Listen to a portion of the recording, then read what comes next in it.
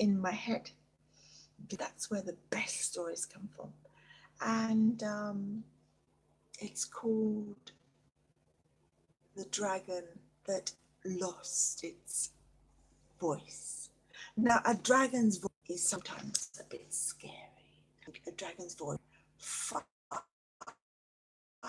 and people get scared of fire. But no, fire is good. It is okay because it keeps us warm, and it cooks our food, and you know it gives us light. And I believe a dragon is a special animal for me because it gives me all those there. Sebastian. Sebastian lives in the hills, not so far away from where I. And one day, when I was walking in the hills with Fallon, who you know is my dog, and who is your dog, and we were sitting having a cup of tea, and it was getting a bit dark. Oh, uh, uh, I looked around. Ooh, what's this? Because after all, this was, you know, the woods, and it was getting a bit late. But I wasn't scared because the thing is, I like the woods. And we sat and we had our cup of tea. And Fallon had a cup of tea as well. And well, anyway, we were sitting, and there was this.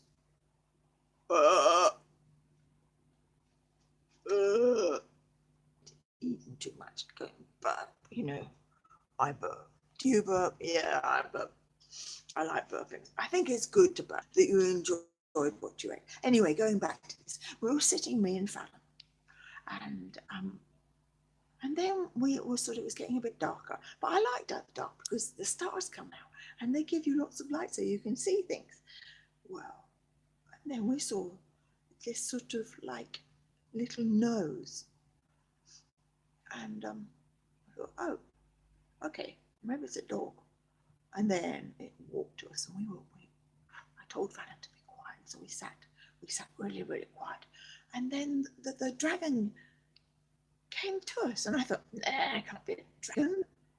But you see, it was, because you see, a dragon lived in those hills, and I told people that, but nobody believed me. But there you see, that I was true. A dragon did believe me, because in my head I believed a dragon lived in the hills, and there it was.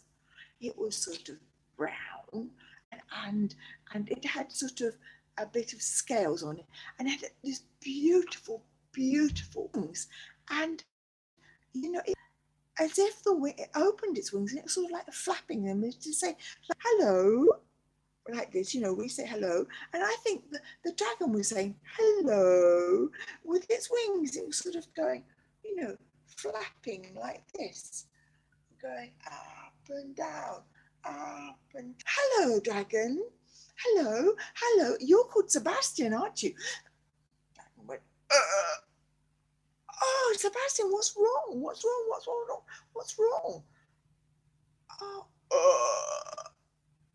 can't you speak, Sebastian? And it nodded its head. Oh, dear Sebastian, what can I do? What can I do? Because you are the dear dragon that has been in my head for so long. What can you do? What can I do? What can Fallon do?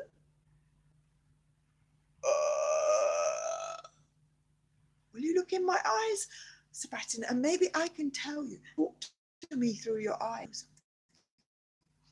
When we talk to people, we don't always, so we can use our eyes. We can look at them. And when they're sad, we know they're sad. And when they're smiling, we know they're smiling. And they're happy. So they're talking. Oh, this is what I did. I looked in eyes. And the dragon looked back. And he blinked. And he blinked. And I said, would you like a drink of water? No, he said to the dragon. Said, like that, because I knew that means no.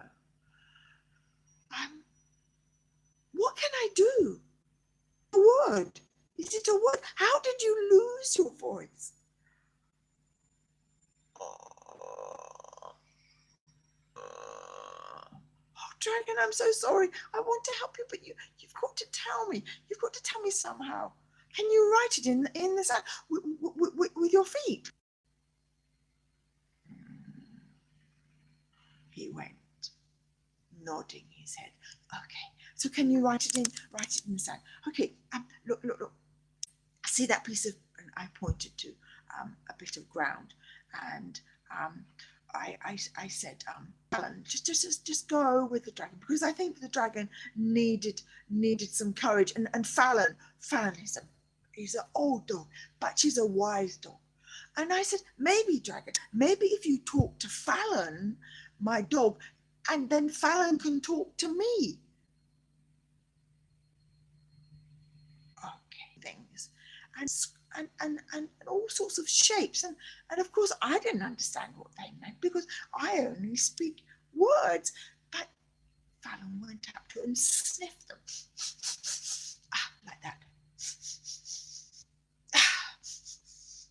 And I think Fallon is understanding what you're saying. But could you just tell them to Fallon? And Fallon will tell them to me, because whatever Fallon says, I understand, because Fallon speaks to me. Okay. And so Fallon went to the dragon and sniffed up the word. Then the dragon just stood there waiting while Fallon came over to me, and Fallon,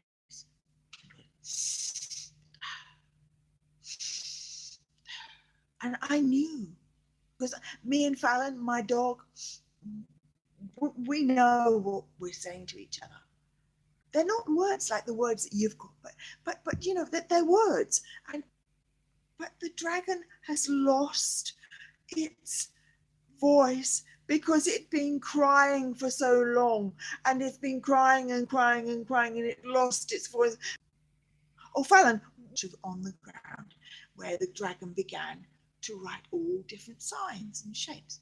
And Fallon went,